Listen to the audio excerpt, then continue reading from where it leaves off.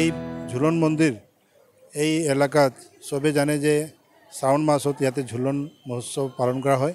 আৰু এই অনুষ্ঠানটো 5 দিনীয়া অনুষ্ঠান আৰু তাতে বিভিন্ন ধৰণৰ মানে কৃষ্ণ লীলাৰ ইয়াতে মঞ্চন কৰা হৈছে আৰু ইয়াতে জীৱন্ত ঝাঁকিৰ লগতে বাহিৰৰ পৰা আহিছে কলাকাৰবোৰ তেখেতেও ইয়াত নিজৰ বিভিন্ন ধৰণৰ পৰিৱেশন কৰিব আৰু এই অঞ্চলৰ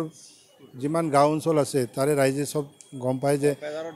বৰপেটাৰ বাসী আৰু এই বৰপেটাৰ আশে পাশে যিমান ঠাই আছে